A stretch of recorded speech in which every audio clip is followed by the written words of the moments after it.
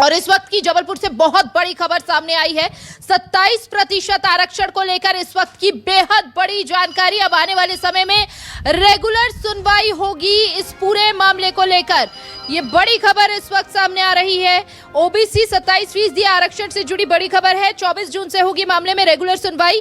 Chief justice के transfer होने के चलते मामले में नए सिरे से यह सुनवाई होगी और 24 जून को तय होगा किस पक्ष का वकील कितनी देर रखेगा दलील।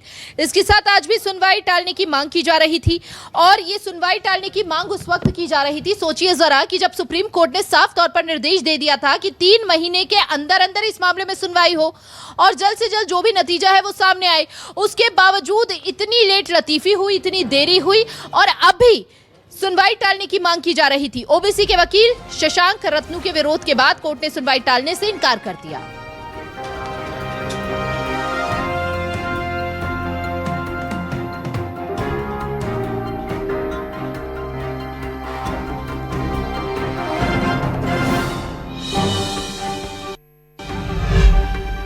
आज एमपी ओबीसी रिजर्वेशन के मामले मध्य प्रदेश हाईकोर्ट जबलपुर में लगे हुए थे।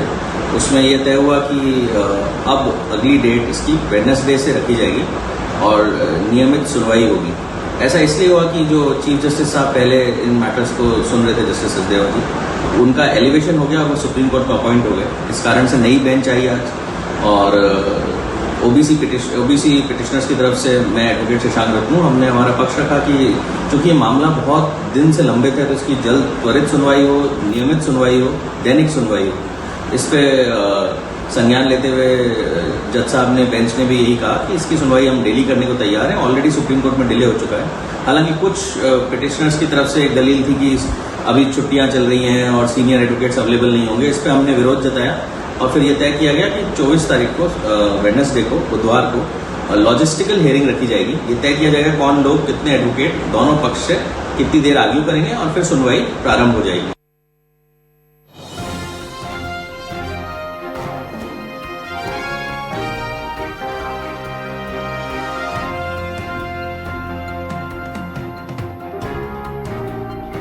ज्यादा जानकारी के लिए हमारे सहयोगी कुमार इंदर हमारे साथ जुड़ चुके हैं इस पूरे मामले पर।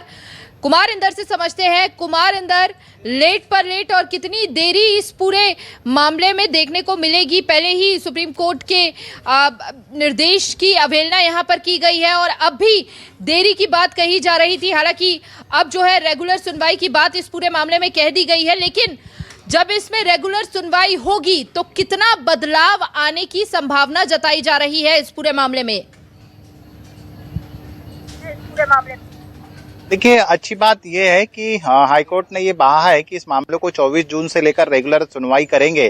24 जून को रेगुलर सुनवाई होगी तो स्वाभाविक है कि सारी चीजें डिसाइड हो जाएगी कि कौन किस पक्ष का वकील, मतलब ओबीसी आरक्षण का वकील और ओबीसी विरोधी पक्ष का वकील कितनी देर बोलेगा।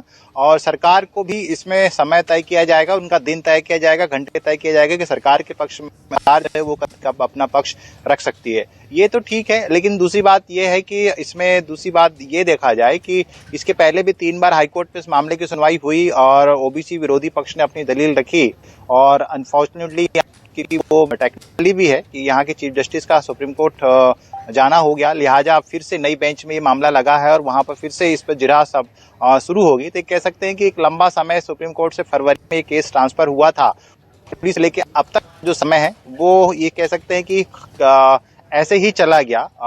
उस 3-4 महीने के अंदर कोई इसमें हल नहीं निकल पाया है। अब उम्मीद ये जताई जा रही कि 24 तारीख से इसमें जो कंटिन्यू सुनवाई हो, सभी पक्षों का वकील अपने अपने दलीलें रखेगी और वो देखना है कि हाईकोर्ट इसके बाद क्या उसमें निर्णय लेते हैं। और सबसे महत्वपूर्ण भूमिका इसमें यह है कि पिछली सुनवाई जब हाईकोर्ट से सुप्रीम कोर्ट ट्रांसफर हुआ था तो लगभग ऑलमोस्ट कह सकते हैं कि ओबीसी आरक्षण सुनवाई लगभग ट्रांसफर कंप्लीट हो चुकी थी, लेकिन अचानक से उसमें ट्रांसफर एप्लीकेशन आई और मामला सुप्रीम कोर्ट गया, फाइनली फिर से हाईकोर्ट पहुंचा है। उस समय भी सरकार ने कहना था कि हम ओबीसी आरक्षण दिलाने के पक्ष में, हमारे साथ सारी चीजें हमने तैयार किया है, हमने डाटा तैयार किया है, सारी चीजों की गणना कराई है और सरकार उसमें सीरियस है इस ओबीसी आरक्षण देने के लिए।